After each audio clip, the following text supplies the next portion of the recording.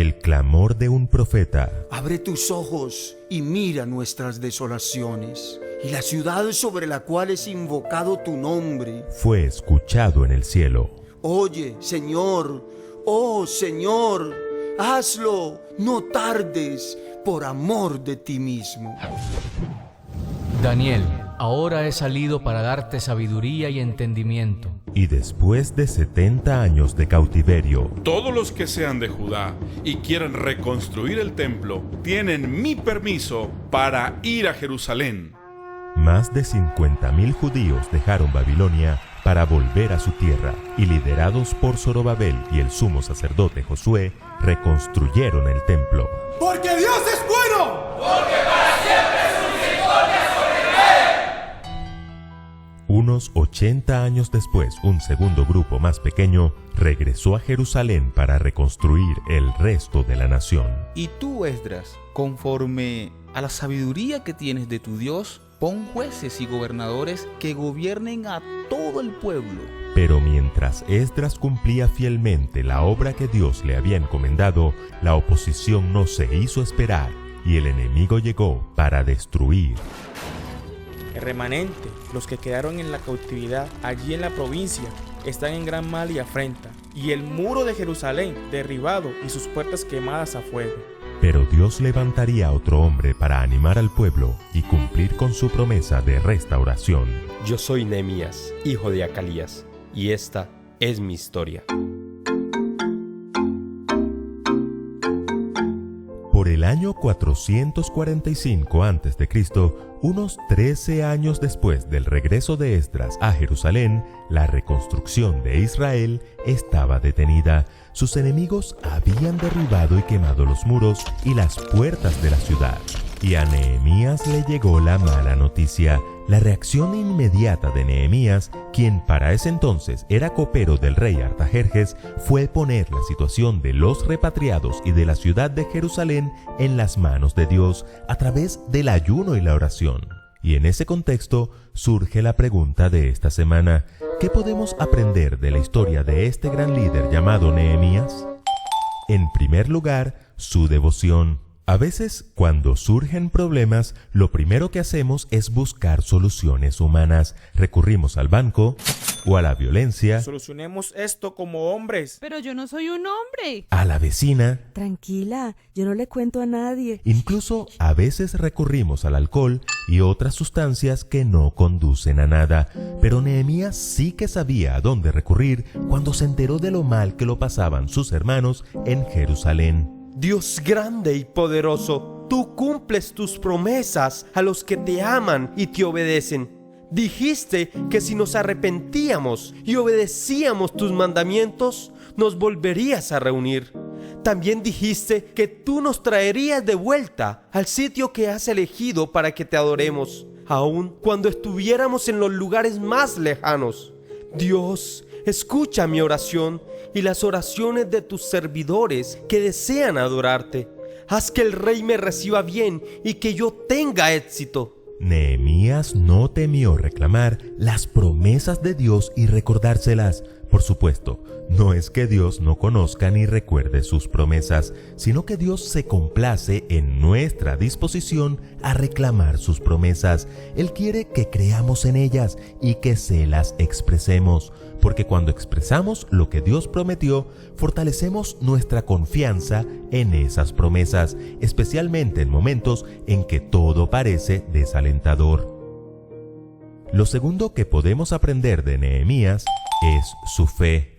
La oración de Nehemías fue muy parecida a la oración del profeta Daniel, pero la gran diferencia es que cuando abrió los ojos, no había ningún ángel allí. Al día siguiente aún no había respuesta. Pasada una semana, tampoco. Pasado un mes, tampoco. Pasaron 2 y 3 meses más y Nehemías no obtenía respuesta. ¿Y entonces dejó de orar? ¿Se desanimó y no confió más en Dios? No, cualquier otra persona se habría desanimado, pero Nehemías seguía orando, ayunando y confiando en que Dios le respondería. Un día, Pasados 4 meses de haber iniciado su programa de ayuno y oración, Nehemías, que como hemos dicho era copero del rey, fue a servirle vino al rey Artajerjes, y como nunca lo había visto triste, el rey me preguntó: ¿Qué te pasa? ¿No te ves enfermo? ¿Y esa cara triste? Sentí mucho miedo en ese momento. ¿Y por qué sintió miedo? porque por presentarse triste delante del rey, le podían cortar la cabeza. ¿Y entonces qué hizo? No hay duda de que lo primero que hizo fue orar mentalmente. La tía Elena así lo confirma. No hay tiempo o lugar en que sea impropio orar a Dios. En medio de las multitudes de las calles o en medio de una sesión de nuestros negocios, podemos elevar a Dios una oración e implorar la dirección divina, como lo hizo Nehemías cuando presentó una petición delante del rey Artajerjes. Mientras oraba mentalmente, Nehemías le contó al rey el motivo de su tristeza y le pidió permiso para viajar a su tierra, y su fe fue premiada por Dios, pues el rey Artajerjes lo nombró gobernador de Judá y le dio permiso para ir a terminar la reconstrucción de Israel y de sus muros. Y la tercera lección que nos deja Nehemías es su valentía. Nehemías emprendió su viaje a Jerusalén en el año 444 a.C. El rey Artajerjes proveyó a Nehemías de una guardia personal y de cartas para los gobernadores de la región. Además, el rey le ordenó a Asaf, el guarda del bosque del rey, que le proporcionara a Nehemías toda la madera necesaria para reconstruir la ciudad, las paredes y las puertas del templo. Pero los problemas no se hicieron esperar.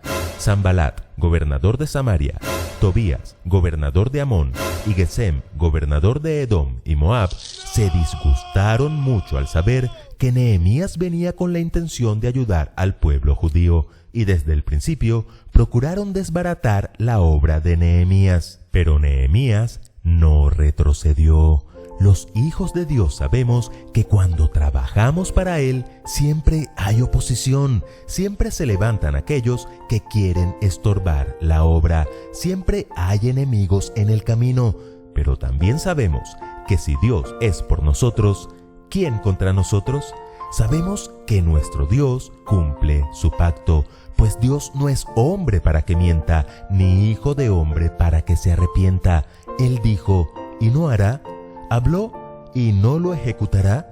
Por eso, armado con las promesas de Dios, Nehemías enfrentó la situación con valentía, comprobó por sí mismo cuál era la situación real, planificó el trabajo que tenía que hacerse, reunió a los líderes para comunicarles sus intenciones, animó al pueblo a comenzar la obra y pidió un compromiso total con la causa de Dios. La respuesta fue inmediata. Todos se pusieron manos a la obra y la reconstrucción de Israel por fin fue reanudada. El Señor nos manda a ser esforzados y valientes. Mira que te mando que te esfuerces y seas valiente. No temas ni desmayes, porque Jehová tu Dios estará contigo en donde quiera que vayas. Pero no valientes para pelear como si fuéramos Rambo, sino valientes para enfrentar nuestros desafíos con la espada de la fe, que es la palabra de Dios. ¿Y tú? ¿Quieres tener la devoción, la fe y la valentía de Nehemías? Con la ayuda de Dios podremos lograrlo. En el próximo capítulo, 70 semanas están determinadas sobre tu pueblo y sobre tu santa ciudad para terminar la prevaricación y poner fin al pecado y expiar la iniquidad. Esta historia continuará. Escuela Sabática Like les invita a seguir estudiando juntos esta serie titulada Esdras y Nehemías. No olviden compartir y suscribirse a nuestro canal. Recuerden que juntos podemos crecer más.